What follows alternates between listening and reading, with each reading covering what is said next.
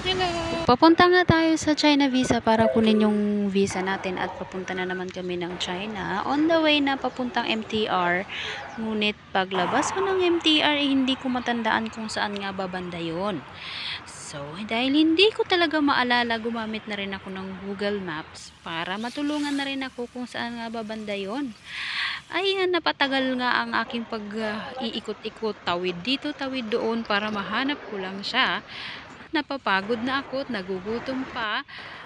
Diyos ko, ang tagal ng inikot-ikot ko samantalang ilang beses ko nang napuntahan ito. Ano bang nangyari? Di nga nagtagal, nakita ko rin sa wakas. Kailangan ko lang naman palang kumaliwa. Huwag kasi puro kanan, mangaliwa ka rin, ganon. Kumaliwa ka rin. Or I touch myself na lang.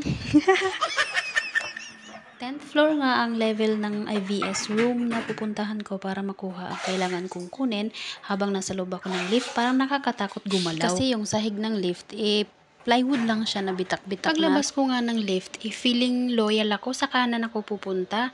Pero hinihila talaga ako na kaliwa. Kaliwa, mga liwa ka, ganon. Naku, tuwang-tuwa naman ang mga marites ngayon sa narinig mula sa akin. Dahil nga pinagpipilitan sa akin ng Google Maps na kaliwa daw, kaliwa, edi kumaliwa. Ayan, nag-doorbell ako para makuha ko na ang kailangan kong kunin. Kaya nung pauwi na ako, kung pwede lang lumipad na ako para lang makarating agad sa bahay at nang makakain dahil umalis nga ako ng bahay na wala ding ekstrang baon na pera.